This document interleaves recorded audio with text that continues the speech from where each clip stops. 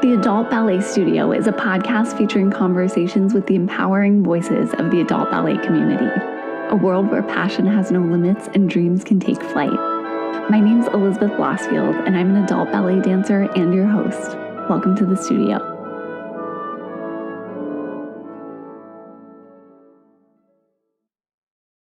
Happy Tuesday, everybody, and welcome back to the Adult Ballet Studio.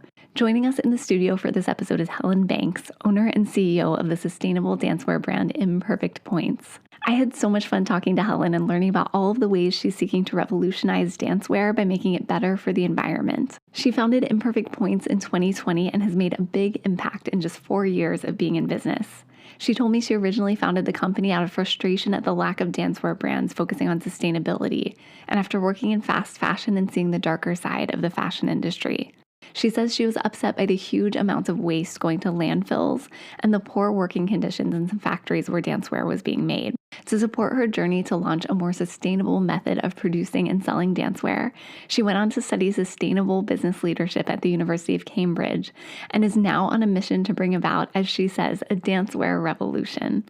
Helen's not a dancer herself, but became interested in the dancewear space in part by watching her daughter develop a love for ballet, which we'll talk about in this episode. Imperfect Pointes' main objectives are to create a community where everyone who loves ballet can feel included through representation, diversity, and body positivity, and to make sure that the company isn't adding to landfills and is helping to keep plastic waste out of oceans. Helen repairs, reuses, and recycles as much as she can, aiming for zero waste. All of Imperfect Pointes' products are made from recycled materials like nylon, and they've even partnered with the company Swedish Stockings to recycle and reuse old tights in some pretty creative ways, which we'll talk about in this episode. Helen also wants to encourage the broader ballet community to make changes by educating other dancewear brands on making the switch to more sustainable production practices. She shares tips in this episode about what everyone from individual dancers to studios to brands and companies can do to practice sustainability. I learned so much in this episode and appreciate everything Helen is doing through her brand to make the world a better place. Because, as she says on Imperfect Pointes' website, our planet can't wait. Check out our conversation.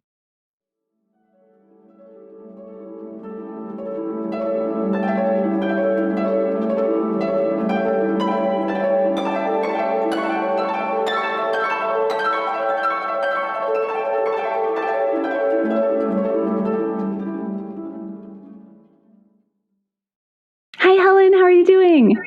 Hello. It's really lovely to meet you. Yeah, it's great to meet you too. Thanks for taking the time to do this. I really appreciate it. Well, I guess just to start off, I'm really happy to meet you. And, for any of our listeners who aren't familiar with you and the work that you're doing, I was wondering if you could share a little bit about your background and some of the work you do at Imperfect Pointes. Oh my gosh, I'd love to, yes. So first off, I wasn't a ballet dancer at all, and my daughter does ballet. And I started Imperfect Pointes in 2020. I had the idea just before lockdown, and then things happened, the world changed, and suddenly I found that I was laid off from my job. And I decided that I'm not going to go back into the corporate world, and I'm just going to do my passion, which was sustainability. And I looked for a gap in the market, and I thought there's so many sustainable fashion brands out there that it would be difficult to compete. And my daughter was at home with there being no school, it was all online. So I decided to set up Imperfect Pointes, and at first I focused on sustainably made leotards and men's tights. Oh, cool. Yeah, I love that you started this during you had the idea before 2020 and then COVID hit, and you still were able to persevere through all of that and build a really incredible business. So that's exciting.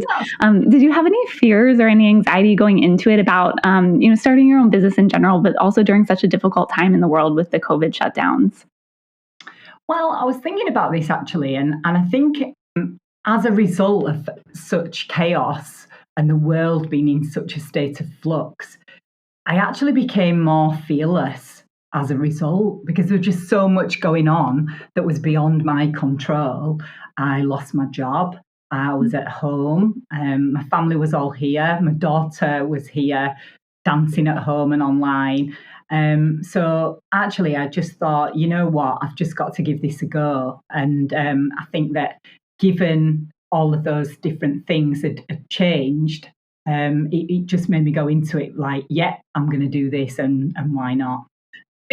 fearless, really, I guess, and a bit crazy because actually I set up the business when I was 49. So often people are maybe thinking about at that time, how can I make life easier and how can I simplify things, or perhaps even starting to think about part-time working, when actually I'm suddenly thrown into being a solo entrepreneur, which means that often my days are really long. I'm always exhausted and I'm always running around trying to do, have on, several different hats at once. I love that though. I think you have to be a little fearless and a little crazy to do big things. And I think that, I love the idea that you became more fearless out of these difficult circumstances. I think that's a great lesson for, entrepreneurship, but also for dance, for ballet. I do. I think you've got to be quite thick-skinned as well, because just in the same way as dancers, you've got to kind of be able to listen to feedback, but also you've got to tread your own path and be able to ignore things or comments or things that people disagree with. And I guess try not to be too much of a people pleaser, really, because for me, I was trying to do everything all at once, but actually, I've got to really have a focus and think what are the important things that I want to create in my own brand. Right. Yeah, that's so important. One step at a time and kind of, building the business, taking sort of a measured and slower approach. I think that's important. And how did you choose the name Imperfect Pointes? Where does the imperfect part come from? Oh, well, I was going to start off with, would you believe, I was going to do something to do with Helen, and I was thinking things like Helen Melon, what am I going to do? And then, because of the kind of state of disarray that the world was in at that time and all kinds of things going on, there was Black Lives Matter going on, that was a really big thing in the news at the time, and the pandemic, and then all the kind of body issues associated with ballet and so on. And I thought, well, imperfect points. We're living in an imperfect world, and I truly believe that you don't need to be perfect to do ballet. So it was about not having to do sustainability perfectly. You can just do it in your own way, or you can, small things make a big difference. And also with ballet, it's really important to think about progress over perfection. And therefore, those are some of the things that I tried to apply when I was building my own brand. Sounded quite good, actually, didn't it? That's it. That sounded great. I love it. That's great. I love that name. I came across, your business, and I was like, I need to learn more because it resonated with me right away. And I think a lot of people in the dance community would resonate with that idea of, nothing has to be perfect. You're doing the best you can. Yeah. Yeah. And that's the thing, isn't it? With ballet, it's about some incremental progress, and with sustainability, although we need to be a bit more than incremental with climate change and everything else, but as individuals we can do small things and take small steps that add up to big things when we all work together. And I want to get into some of the work because you're doing so much great work in terms of sustainability and building that within the environment, but also, within ballet and dancewear. But before we get to that, I was curious about your own background. I know that you started in fashion. So what drew you to that industry initially? Well, actually, I didn't start in fashion. I started with the cooperative, the co-op in the UK. I don't know if you're aware of it. It's a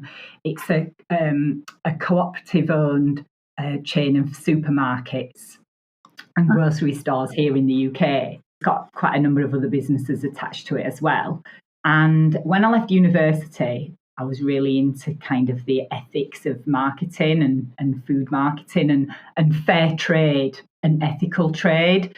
So I spent quite a number of years working at the co-op, and I was involved in things like TV advertising, radio advertising, out of home advertising, this kind of thing, along with their loyalty scheme.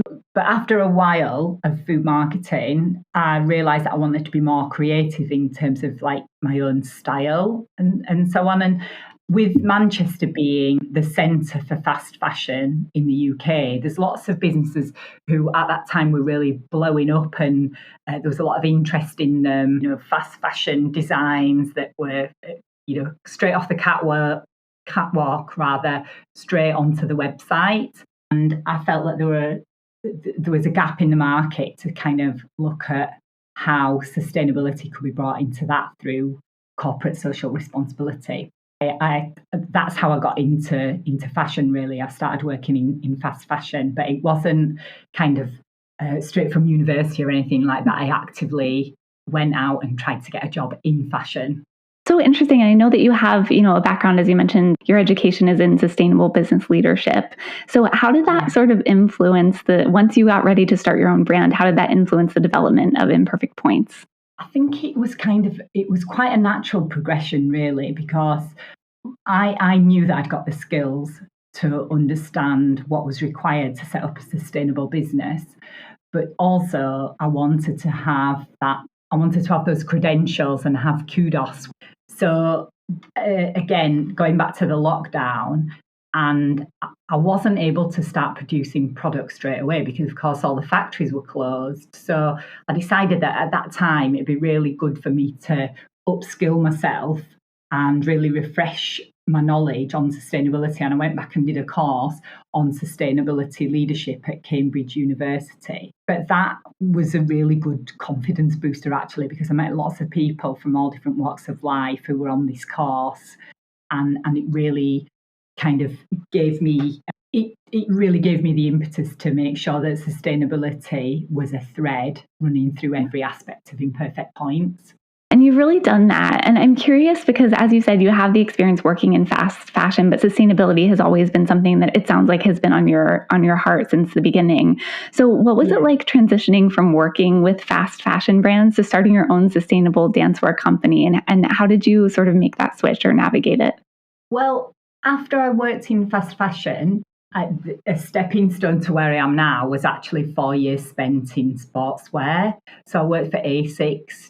I don't know whether you're running, call it ASICS or ASICS sneakers, we call them trainers. But I worked in Amsterdam for 4 years working on street style and sports sneakers. And that was kind of a really good transition into setting up my own business, really. I know that, the fashion industry is a very creative industry, and you're a very creative person as well. And how do you sort of balance that creative side of your brain with the business side of your brain? And, what advice would you give to other entrepreneurs who are creatives as well, who are looking to sort of branch out on their own? Because sometimes that can be a tricky balance. Oh, Elizabeth, I'm terrible at it. I'm really terrible at it. Sometimes I get a creative idea or a creative spark that I really want to pursue, but maybe it's a day where I'm supposed to be sorting out my taxes or, doing something on the supply side of the business. And I've really got to try and keep that creativity under control and not let my brain run away with all these different ideas. Because, of course, if you only have ideas, but you don't actually put things into action, then it's not a business, is it? It's just more of a hobby. So I've really had to learn that the bits that I like doing are not necessarily always the most important parts of a startup business.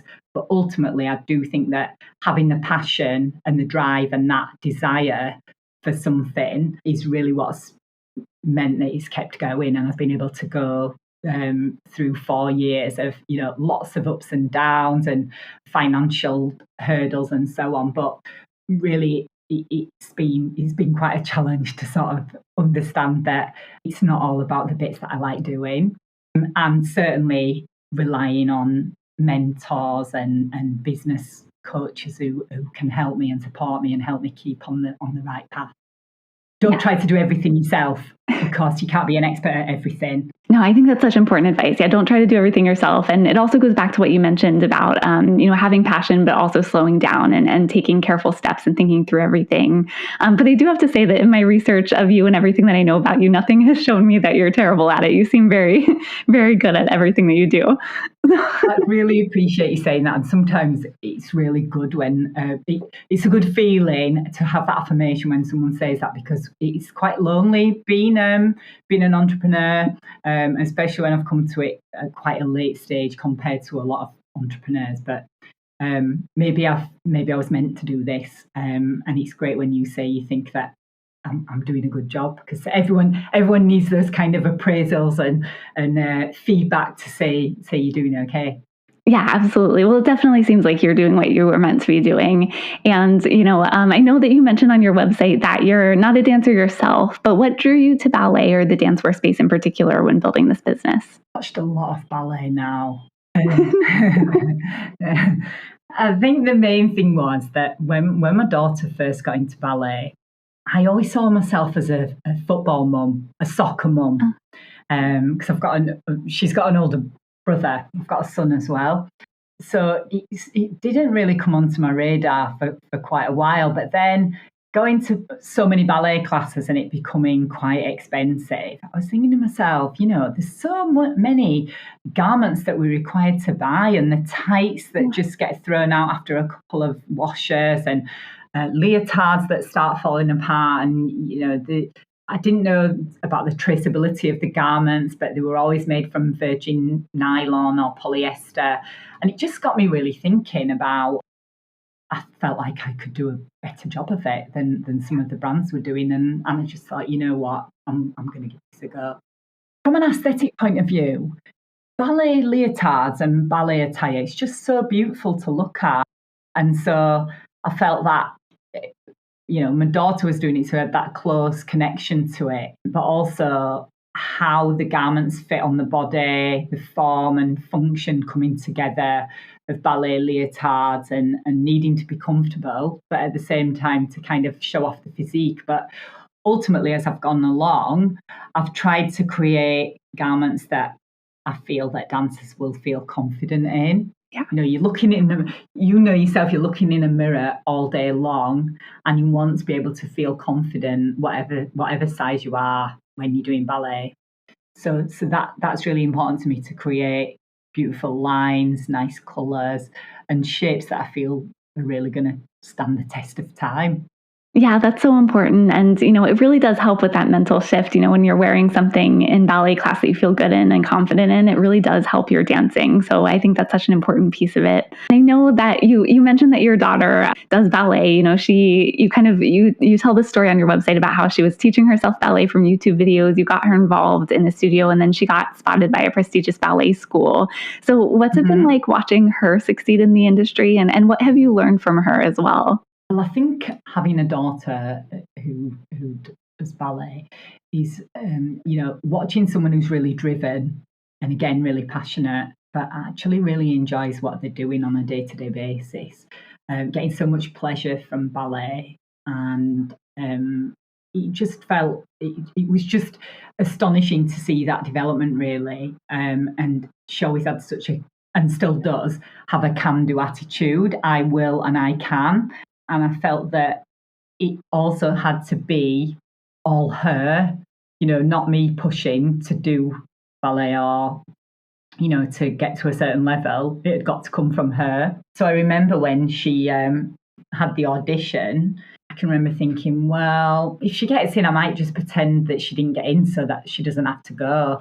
Of course, I don't really mean that. But, I didn't want her to go away to a vocational school at such a young age, but really she was quite insistent. So yeah, yes, it's been quite a journey, really. Yeah, I'm sure it was so hard, to let go, especially at such a young age. That would be so hard for any mom. But I think, it's so inspiring to hear, how you recognize her talent and you really nurtured that. And then you got into the dance space as well with your brand, so it all came full circle. Yeah, so I'm really, I'm stuck now. Yeah, great. And you mentioned something on your website that I loved reading. You said about you and your daughter that we didn't find ballet, ballet found us. And I think there's so many dancers that would echo that. It's so true. So I'm curious if you have any advice, watching your daughter do ballet and then kind of getting involved in a dancewear brand yourself. Do you have any advice to moms of dancers for making sure that their daughters have, a healthy relationship with themselves and ballet, because it can be so high pressure and so competitive. And I'm sure those were some of your concerns, with sending her to the vocational school. Oh gosh. Well, yes.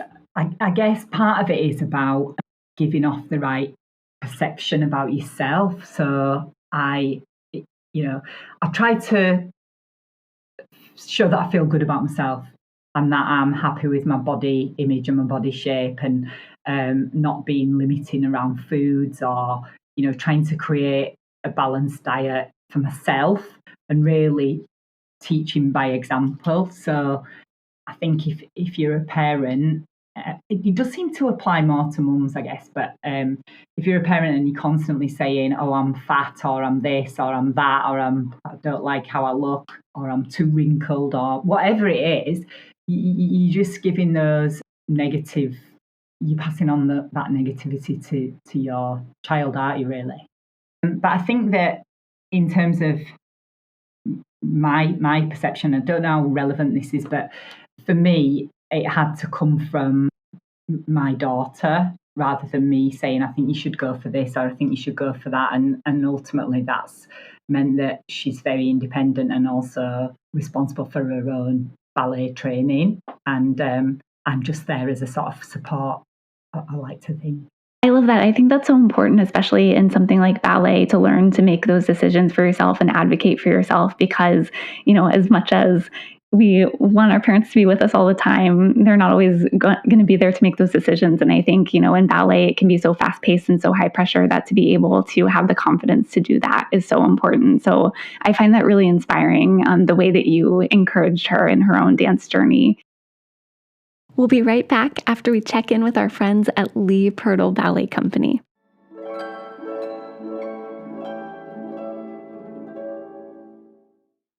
Hello, my name is Lee Purtle, Artistic Director for the Lee Purtle Ballet Company, home of the Zombie Ballet. Early bird tickets are on sale now for our upcoming show, Sweet Sorrow, a Zombie Ballet, on October 19th and 20th at the Lanterman Auditorium in La Cañada, California.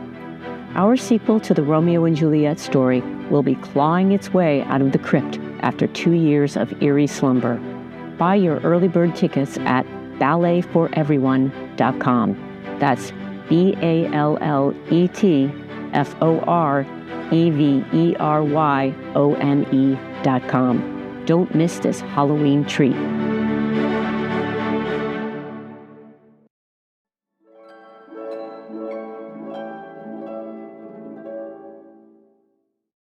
And I know that you mentioned this earlier in our conversation, and you say this on the website as well, that you want to create a space where everybody who loves ballet can feel included, and you want to include all skin tones and body shapes and abilities in your Imperfect Pointes community. So what have you observed in the dance industry that might need to change to make it more inclusive, and how are you trying to contribute to those changes with your brand? That's a really good question. And I think it's probably we're going to need more than 45 minutes to answer that. But I think that even in the time that I've been working on the brand, things are starting to change, but there's so much more work to do, particularly around inclusion and, people thinking you're not the right body type for ballet, or, you've not got the right skin colour for ballet. Or indeed your gender doesn't fit into these particular molds that we've set for traditional ballet.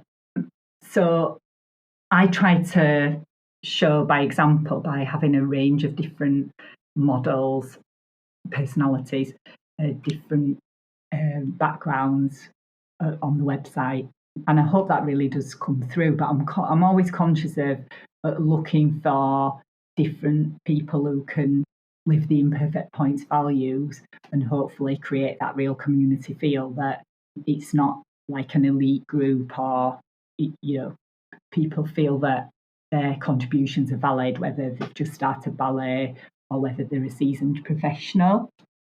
You've done such a great job creating a community, through this brand, and also a movement, trying to bring more sustainability into the dancewear industry. And I want to dig into some of the work you're doing with sustainability, because I think it's also important. And I know that, one of the things that you do with your brand is try to address the issue of waste in the fashion industry. So can you talk about that and how Imperfect Pointes is seeking to kind of make a change in that way? Yeah. So firstly, I think that the way that fashion and dancewear works is that there's always this real focus on encouraging consumers to buy more. So we see leotard hauls, and we see brands bringing out new leotards and dancewear collections every week. We're all on social media, let's face it. We're all scrolling each day. You see things that you like, and it's very easy to make a purchase without thinking about whether it's actually something that you need. So for me, it's about having different messages rather than just buy this, bringing out this new thing, this new launch. It's about loving the dancewear that you've already got and thinking about how you can reuse it, repurpose it, or just style it differently. But of course, to stay in business, I need to make sales. So, I've got to sort of balance all of that with working towards being a profitable business, I guess. But in terms of what I do about waste, well, I always only make what Imperfect Pointes needs. So I really carefully forecast what I think we can sell of each size and each style. And then I always keep the styles in the range until they're completely finished. And I only buy what fabric I actually need so that we use up every part of it. And in terms of cutting, we're still quite traditional in terms of how we work at the factory. But when we're cutting out the pattern cutting, we make sure that placement really considers that we use every part of the fabric, and I always use all the waste scraps as well. But you know that we make our garments from recycled nylon. So we also introduced ballet tights, convertible ballet tights to the range, and they're also made from recycled waste plastic single-use bottles. Oh, wow. Yeah. With the tights, when you finish with them, you can send them back to us for recycling. They don't get made into new tights. Haven't got the innovation there yet for that. But when the tights come back to us, we process them and we make them into two things really. The less glamorous side of it is tights being made into industrial pipes and containers for heavy industry. And the other part of it is that we recycle them into some beautiful Scandinavian designer tables. And Swedish Stockings are working with an interiors designer, furniture designer in Stockholm to develop this range of tables that are now on sale. But it's fantastic to think that when you send your ballet tights back, they've been made into this beautiful, desirable table. Oh my gosh, that's so cool! It's an ingenious way to use waste left over from the dancewear industry. And I think that the ballet companies that are now working with us and purchasing our tights for their dancers, they're also getting into the habit of sending the tights back, and we'll recycle them on their behalf. Wow, that's amazing. So trying to close the loop. You see, I went into a big thing about waste then, didn't I? But I guess that's what you wanted to know, really. No, that was exactly what I wanted to know. Some of that I didn't even know. I knew that you used recycled nylon in your products, but I didn't know about, sending your tights back for being recycled to be made into these tables. That's so cool. Is that something... Sorry, go ahead. Just for the listeners, it is still a really small business. So it'd be wonderful if we could recycle everyone's tights. But I think the message from me is if you can buy Imperfect Pointes convertible tights first, and then you can join us and we'll recycle all the old ones. And we'll actually take other brands back as well, because that's our commitment to cleaning up the dancewear industry. That's great. And I think it's so exciting to hear about everything that you're doing, because you're coming up with so many genius ways to make dancewear more sustainable. And I love that you've been so transparent about your business model, the fabrics that you use, all of the ways that you're incorporating sustainability. And I was curious if you could talk about how you see transparency playing a bigger role in the fashion industry, especially for dancewear brands. Are you seeing that becoming something that's more common, or is that something that dancewear brands should really think about, being more transparent about how their products are being made? I think it's a bit of a grey area, really. And I've found that there's quite a lot of greenwashing. I think it is difficult, but as we go along, I'm noticing that some brands are using green symbols, recycling symbols, leaf symbols, or simply just using green imagery subliminally to indicate that they're being really sustainable. One of my least favourite words is eco-friendly, because it's just like a catch-all. Yeah. So I say sustainable a lot and sustainability, but I will be starting to kind of develop that language more so that I'm emphasising what exactly we mean by that rather than it being a catch-all. But I think that compared to some parts of the fashion industry, dancewear is still really behind and really fragmented in terms of development to become more sustainable. There's a whole load of these greenwashing words that we hear out there, and it's actually then sort of left to the customer to reassure themselves that that brand is actually doing something that's making an impact, or whether they're just saying, oh, look at this, it's made from recycled materials, and actually they're still making just as much as ever, and there's a lot of waste, and it goes in the sale or whatever. So I think that is quite difficult. But I try to be as transparent as possible, but I think that that's because it's built into the business. Yeah. I'm kind of really happy to share what goes on behind the scenes so that people understand that, yeah, it's a small business, but trying to do things in the most ethical way and thinking about the planet and the people involved in the supply chain, not just about the profits. Right. And you mentioned this term greenwashing. You explained it really well, but for anyone who doesn't know, this is sort of just projecting an image of being eco-conscious that's sort of inflated compared to what the company is actually doing. Is that right? Absolutely, yes. And I think there's been quite a lot in the media about brands using terminology to kind of gloss over how much work they're actually doing in terms of combating climate change. And I don't think that's, I don't think that the dancewear is necessarily any more guilty than any other parts of the fashion industry, but it's just something that we've got to really decide to address in a really serious way, because it's not going away, and there's still a huge problem of overproduction and the encouragement and of getting consumers to buy even more and more stuff that we don't necessarily need. Yeah, it's such an important issue. You're right, it's not going away. And have you seen consumer awareness and demand for sustainable products increasing recently, or is that something that you think is still a big sort of hurdle as well?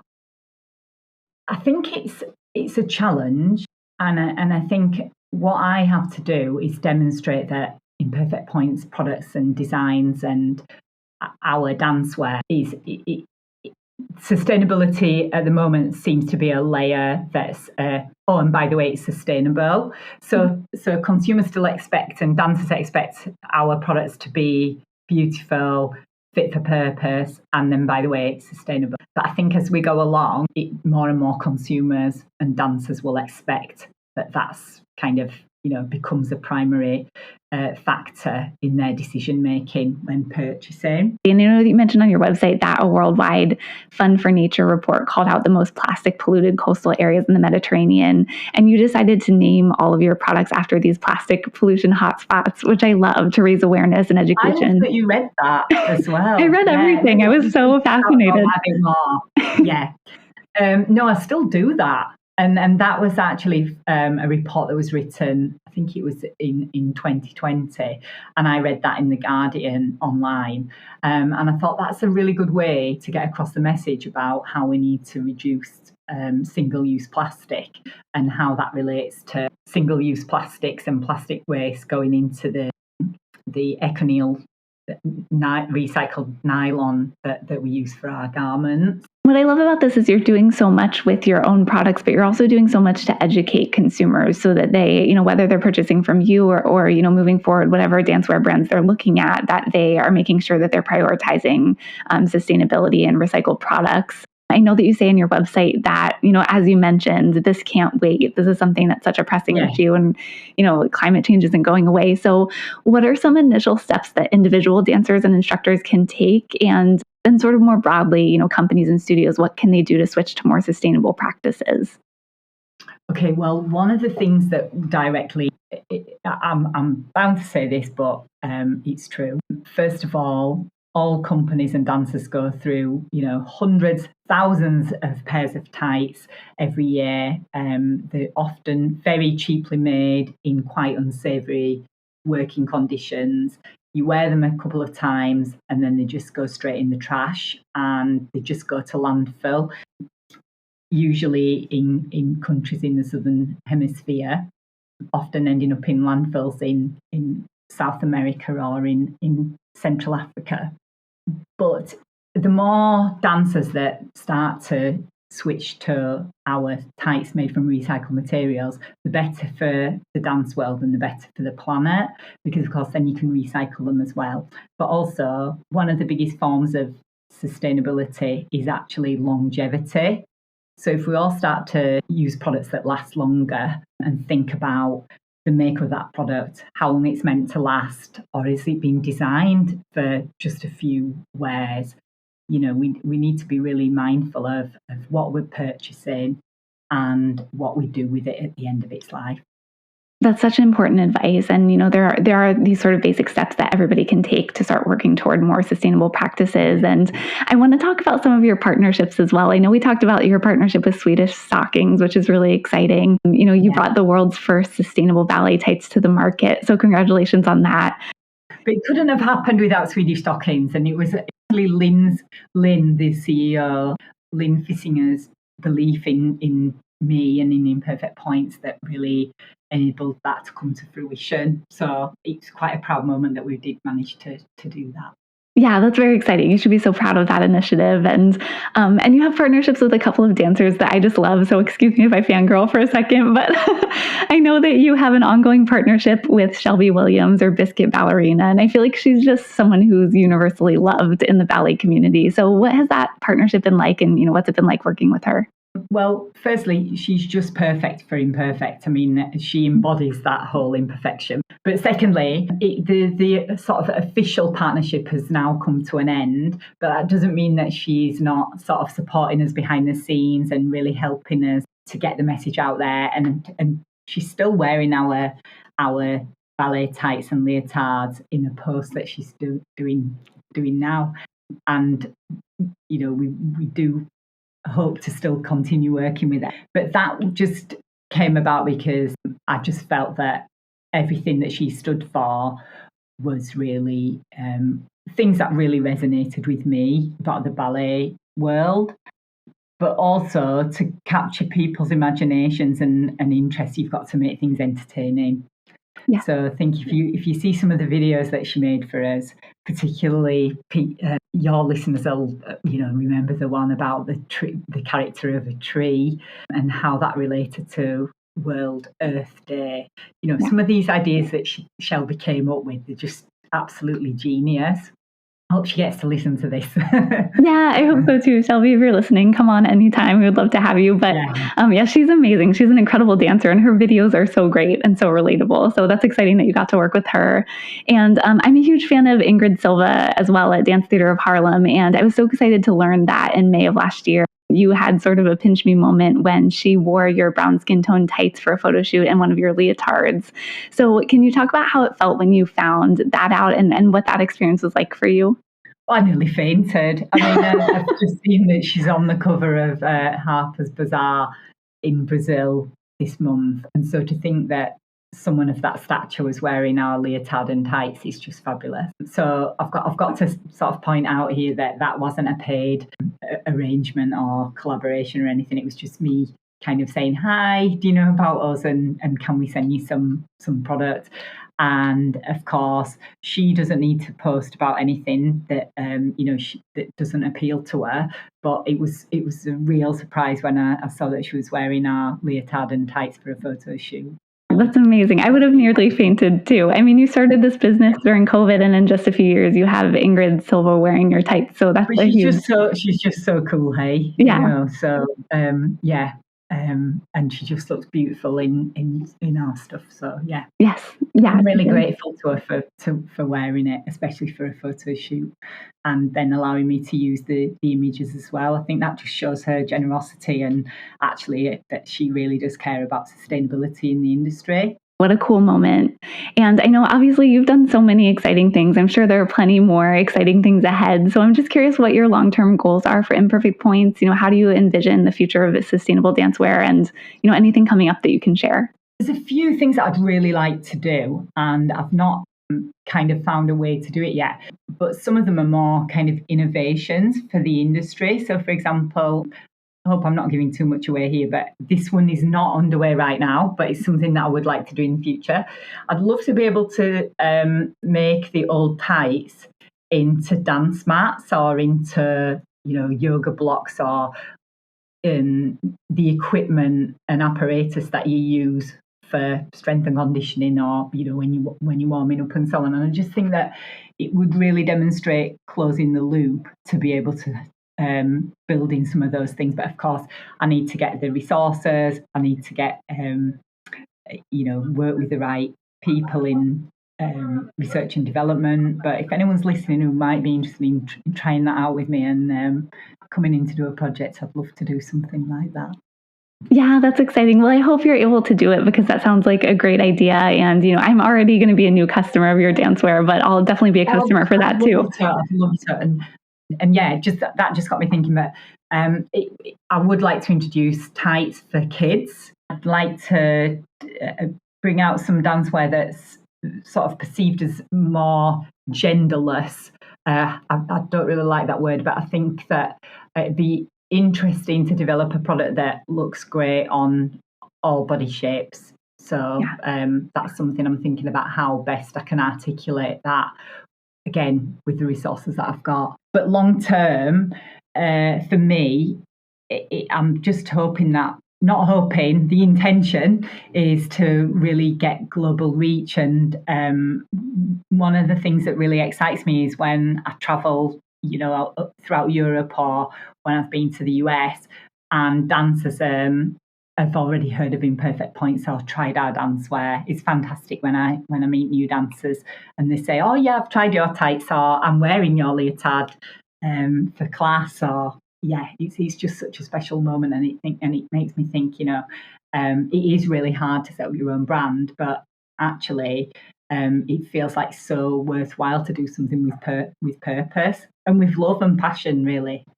Well, in terms of the tights, just quickly to say, I definitely watch out for more big things coming in terms of the tights, because we've got more really famous ballet companies coming on board. They're switching to sustainable tights, recognising how important it is in terms of their overall environmental and sustainability strategies to start looking at how they can have tights that last much longer, retain the colour, and then recycle them with us at the end. So watch this space. We've got some new exciting developments there. Oh, that's great. Yeah, anyone listening, definitely keep an eye out, and I'll be keeping an eye out too. It sounds like very exciting things ahead. And I know we're getting toward the end of our time, but we do have a section on the podcast called Petite Allegro, which is kind of some quick, fun questions, if that's okay. Yes, you do, don't you?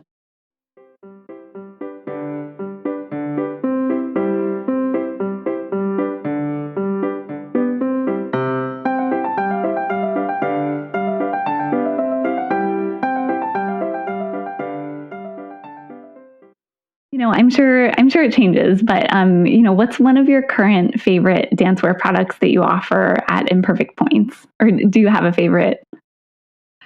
My favorite is the Barcelona leotard. It's just a classic scoop neck leotard with support, and it's just timeless. And I can just make them in any colour, and they suit all bodies. They look fabulous, whatever size you are. Yeah, it's a beautiful leotard. And then it could be anywhere in fashion, outside of dancewear or within dancewear itself. But what's a fashion trend that you're loving right now? Wearing sports socks with my dresses. Yes, I love that too. And sneakers, it's so great. I only wear sneakers, so I've gone from kind of ankle socks to more sports socks. What's the best advice that you've ever received in your career? Don't be afraid of failure. That is so important. So many people are so afraid of failure that they won't even try. It can really hold you back. Yeah. And make a lot of mistakes, but learning from them. But yeah, you've not got to be afraid of failure. What's one change that you've made to achieve a more sustainable lifestyle that's made a big difference in your household? I'm quite. Everyone in my house thinks I'm quite boring because I'm really sustainable in most things, to be honest. Oh, that's great. But the one thing that I've done is I don't buy any new clothes. I'm probably not a great advert for my own business, but in 2020 I stopped buying brand new clothes, and I shop from charity bags, charity shops, donations from friends, and I only buy the absolute essentials like underwear and sports shoes and sportswear. So yeah, I'll try to make outfits work out of what I've already got, repurposing things and sometimes making my own. So I am an outfit repeater. I really encourage dancers to repeat their leotards as well. The last question I always like to ask everybody who comes on the podcast, in a perfect world, what would ballet look like, or what would you want it to be? In a perfect world, I would like to see more black and brown ballet companies, or companies that that make black and brown dancers feel included, welcomed, encouraged, and go on to be really successful. I'd like to see more dance brands coming on board with us, switching to our sustainably made ballet tights. Sustainability is not an exclusive club, it's an inclusive community. And I think that we've really got to embrace that in every aspect of what we do, not just in dancewear. So that was more really about the industry, but I'd like to see dancers being really valued for who they are and their artistry, and rather than what they look like or what body shape they've got. I hope for that too. And, I love the community that you're building with your brand. For any listeners who are interested in purchasing your products or want to connect with you, where can they go? Can you give your website and social media if they want to connect with you? Yeah, it's Imperfect Pointes, points with an E, as in point shoes, imperfectpointes.com. And we're on TikTok and Instagram. And if you go to the website and you make your first order, if you sign up to our newsletter, you will get 10% off your first order. And you only need to order a couple of things and you'll be able to get free delivery to the US as well. Also, we've recently partnered with Tutu List in the US.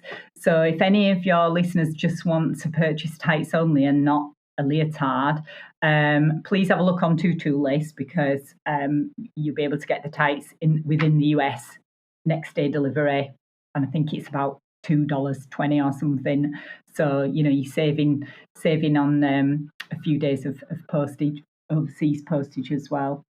Oh, that's great. Yeah, thanks for sharing that. We'll share links in the show notes as well, because dancers always need tights. So that's important. Okay, fabulous. Yeah, thank you so much for taking the time. It's been such an honor to speak with you and learn about everything that you're doing. So thanks for connecting with me. Oh, thanks, Elizabeth.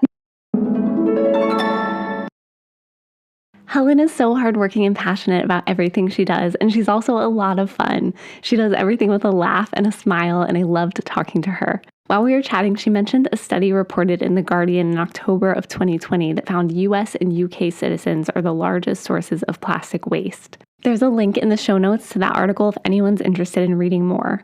I'm also including links to Imperfect Pointes' social media channels and website, where you can find a blog with more information and tips about adopting sustainable practices, and of course, all of Helen's gorgeous sustainable dancewear.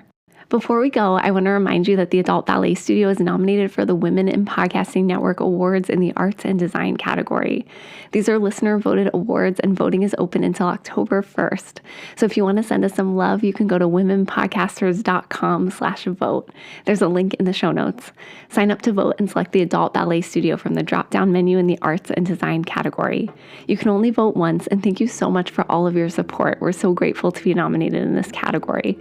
If you have any questions, comments, or want to suggest a guest for an upcoming episode, you can reach out to me on social media at eblosfield, or send me an email at theadultballetstudio@gmail.com. Thanks to Helen for joining me for this episode, and thanks to everybody who tuned in. Happy dancing, and see you at the bar.